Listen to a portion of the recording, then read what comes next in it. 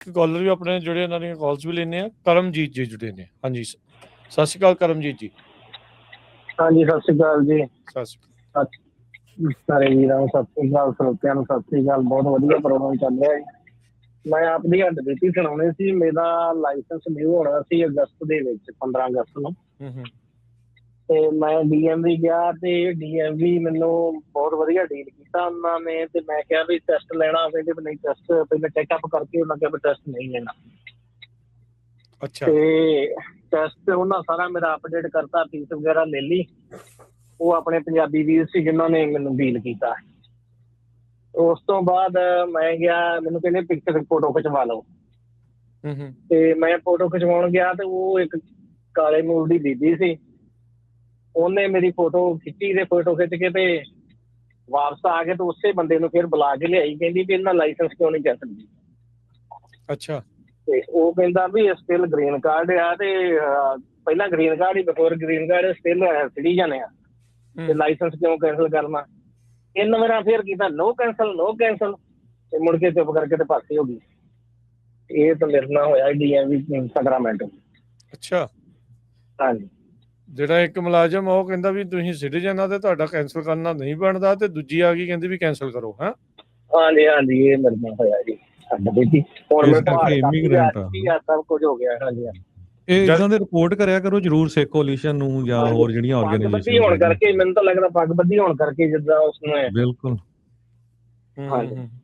ਪਿਛਲੇ ਹਫ਼ਤੇ ਇੱਕ ਵੀਰ ਆਇਆ ਸੀ ਵੇਕਰਫੀਲਡ ਤੋਂ, ਕਹਿ ਰਿਹਾ ਸੀ ਵੀ ਨਹੀਂ ਇਦਾਂ ਦੀ ਡਿਸਕ੍ਰਿਮੀਨੇਸ਼ਨ ਹੁੰਦੀ ਨਹੀਂ। ਸੁਣ ਲਓ, ਹੁਣ ਤੁਹਾਡੇ ਸਾਹਮਣੇ ਹੀ ਆ।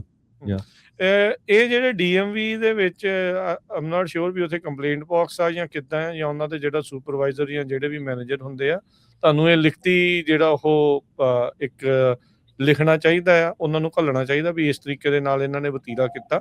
ਤੇ ਐਕਚੁਅਲੀ ਜਿਹੜਾ ਸੀਗਾ ਨਾ ਆਪਣਾ ਪੰਜਾਬੀ EMPLOYEE ਸੀਗਾ, ਉਹਨੂੰ ਹੀ ਤੁਸੀਂ ਪੁੱਛਣਾ ਸੀ ਵੀ ਮੈਨੇਜਰ ਕਿੱਥੇ ਆ ਤੁਹਾਡਾ, ਦੱਸੋ। ਹਨਾ, ਉੱਥੇ ਮੈਨੇਜਰ ਕੋਲ ਕੰਪਲੇਨ ਲਿਖਾਣੀ ਸੀ। ਨੈਕਸਟ ਟਾਈਮ ਇਹ ਸਾਰੇ ਧਿਆਨ ਨਾਲ ਸੁਣ ਲਿਓ ਵੀ ਜੇ DMV 'ਚ ਕੋਈ ਤੁਹਾਡਾ EMPLOYEE ਇਦਾਂ ਦੀ ਗਲਤ ਗੱਲ ਕਰਦਾ ਨਾ, ਉਹਨਾਂ ਨੂੰ ਕਹੋ ਵੀ I need to talk to the manager. ਉਹਨਾਂ ਨੂੰ ਮੈਨੇਜਰ ਲਿਆਣਾ ਹੀ ਪੈਂਦਾ, ਉਹਦੇ ਕੋਲ ਫਿਰ ਕੰਪਲੇਨ ਲਿਖਾਓ, ਉਹਨੂੰ ਕਹੋ ਜੀ।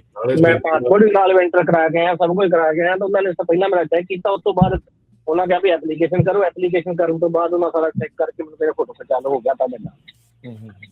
ਠੀਕ, ਥੈਂਕ ਯੂ ਜੀ।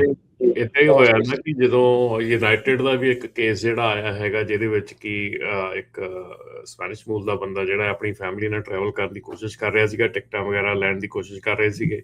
ਤੇ ਉੱਥੇ ਆਈਸ ਨੂੰ ਫੜਾ ਦੇਣਾ, ਕਹਿੰਦੇ ਵੀ ਆਪਾਂ ਆਈਸ ਨੂੰ ਕਾਲ ਕਰੀਏ ਇਹਦੇ ਉੱਤੇ। ਸੋ ਇਹ ਗੱਲਾਂ ਜਿਹੜੀਆਂ, ਦੇਖੋ ਰਿਪੋਰਟਿੰਗ ਜਿਹੜੀ ਆ ਬਹੁਤ ਜ਼ਰੂਰੀ ਹੈਗੀ। ਔਰ ਖਾਸ ਕਰਕੇ ਜੇ ਗੱਲ ਕਰੀਏ ਨਾ ਰਾਜਕਰਨ ਹਰਜੋਤ ਜੀ, ਕੈਲੀਫੋਰਨੀਆ DMV ਦੀ, ਮੇਰੇ ਖਿਆਲ ਇਹ ਸੈਂਚੁਰੀ ਦਾ ਇੱਕ ਸਾਰਿਆਂ ਨਾਲੋਂ ਹਾਸਾ-ਹੀਣਾ ਡਿਪਾਰਟਮੈਂਟ ਬਣ ਚੁੱਕਾ ਆ, ਜਿਹਦੇ ਵਿੱਚ ਕੋਈ ਉਹਨਾਂ ਨੂੰ ਮਤਲਬ ਕਿ ਕਿਸੇ ਕਿਸਮ ਦੀ ਵੀ ਹੁਣ ਦੇਖੋ 11,000 ਹੋਰ ਲੈਟਰ ਕੱਢਦੇ ਆ ਵੀ ਇਹਨਾਂ ਲਾਇਸੈਂਸ ਬਣਾਏ ਸੀਗੇ। ਉਹਨਾਂ ਟੈਸਟ ਦੇ ਵਿੱਚ ਇਹ ਸ਼ੱਕ ਆ ਕਿ ਉਹਨਾਂ ਨੇ ਚੀਟਿੰਗ ਕੀਤੀ ਹੈ। ਮਤਲਬ ਕਿੱਥੋਂ ਤੇ ਕਦੋਂ ਤੇ ਕਿੱਦਾਂ ਉਹਨਾਂ ਨੂੰ ਪਤਾ ਲੱਗਾ, ਕੀ ਇਹਦਾ ਬੇਸਿਸ ਹੈਗੇ ਆ, ਕਿਹੜੀ ਇਨਵੈਸਟੀਗੇਸ਼ਨ ਹੋਈ, ਕਿਹੜੀ ਇਨਵੈਸਟੀਗੇਸ਼ਨ ਹੋਈ ਆ। ਮੈਨੂੰ ਲੱਗਦਾ ਵੀ ਇਹ ਜਦੋਂ ਫੈਡਰਲ ਵੱਲੋਂ ਦਬਕਾ ਪੈਂਦਾ ਡਰ ਦੇ ਨਾਲ ਹੀ ਉਦਾਂ ਹੀ ਮਤਲਬ ਇੰਨੇ ਕੱਢ ਦਿੰਦੇ ਆ ਵੀ ਚਲੋ ਕੱਢ ਦਿਓ, ਕੋਈ ਗੱਲ ਨਹੀਂ, ਸਟੇਟ ਦੀ ਆਬਾਦੀ ਇੰਨੀ ਹੈ, ਜੇ 10-15,000 ਨਿਕਲ ਵੀ ਗਏ ਤੇ ਕੋਈ ਫਰਕ ਨਹੀਂ ਪੈਣਾ। ਪਰ ਜਿਹੜੀ state DMV, California state DMV ਆ, ਮੇਰੇ ਖਿਆਲ ਸ਼ਾਇਦ ਇਸ ਵੇਲੇ ਮੇਰੇ ਖਿਆਲ ਜੋਕਰ ਡਿਪਾਰਟਮੈਂਟ ਬਣ ਚੁੱਕਾ ਆ।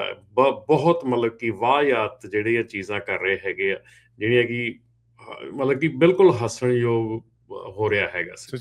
ਅਸੀਂ ਨਾ ਖਬਰ ਸਾਂਝੀ ਕੀਤੀ ਸੀ, ਕੈਲ ਮੈਟਰਸ ਨੇ ਰਿਪੋਰਟ ਕੀਤੀ ਸੀ ਵੀ ਜਿਹੜਾ DMV ਦਾ ਡਾਟਾ ਆ ਇਹ ਗਵਰਨਰ ਸਾਹਿਬ ਵੇਚਣ ਨੂੰ ਕਰਦੇ ਆ ਇਹ ਹੋਰ ਥਰਡ ਪਾਰਟੀਜ਼ ਨੂੰ। ਹਨਾ, ਨਹੀਂ ਫੈਡਰਲ ਨੂੰ, ਉਹ ਫੈਡਰਲ ਵੀ ਵਿੱਚੇ ਸੀ। ਤੇ ਉਹ ਤੋਂ ਬਾਅਦ ਫਿਰ ਸਾਨੂੰ ਡਾਇਰੈਕਟਲੀ ਚਿੱਠੀ ਆਈ ਉੱਥੋਂ ਗਵਰਨਰ ਆਫਿਸ ਤੋਂ ਵੀ ਤੁਸੀਂ ਰੋਂਗ ਰਿਪੋਰਟਿੰਗ ਕੀਤੀ ਆ, ਇਹਨੂੰ ਕਰੈਕਟ ਕਰੋ ਵੀ ਅਸੀਂ ਨਹੀਂ ਫੈਡਰਲ ਨੂੰ ਦੇ ਰਹੇ। ਤੇ ਹੁਣ ਕਨਫਰਮ ਵੀ ਹੋ ਗਿਆ ਪਿਛਲੇ ਹਫ਼ਤੇ, ਹਨਾ, ਵੀ ਇਹਨੇ ਉਹ ਸਾਰਾ ਦੇ ਦਿੱਤਾ। ਤੇ ਪਹਿਲੀ ਗੱਲ ਤਾਂ ਤੁਸੀਂ ਇੰਨੇ ਜਿਹੜੇ ਅਨਡਾਕੂਮੈਂਟਡ ਲੋਕ ਸੀਗੇ ਉਹਨਾਂ ਨੂੰ ਤੁਸੀਂ ਲਾਇਸੈਂਸ ਦੇ ਦਿੱਤੇ, ਚਲੋ ਵਧੀਆ, ਆਪਾਂ ਹੱਕ ਜਾਂ ਦੇਣੇ ਚਾਹੀਦੇ ਆ। ਤੇ ਪਰ ਤੁਸੀਂ ਉਹਦੇ ਕਿਹਾ ਸੀ ਵੀ ਅਸੀਂ ਕਿਸੇ ਨੂੰ ਇਨਫੋਰਮੇਸ਼ਨ ਨਹੀਂ ਦੇਣੀ। ਹੁਣ ਤੁਸੀਂ ਉਹੀ ਇਨਫੋਰਮੇਸ਼ਨ ਫੈਡਰਲ ਗਵਰਨਮੈਂਟ ਨੂੰ ਦੇ ਦਿੱਤੀ ਆ, ਠੀਕ ਆ ਕਿ ਨਹੀਂ? ਸੋ ਉਹ ਉਹਨਾਂ ਨੂੰ ਤਾਂ ਫੜਨਾ ਬਿਲਕੁਲ ਈਜ਼ੀ ਹੋ ਜਾਊਗਾ ਹੁਣ ਸਾਰਿਆਂ ਨੂੰ, ਹਨਾ ਜੀ।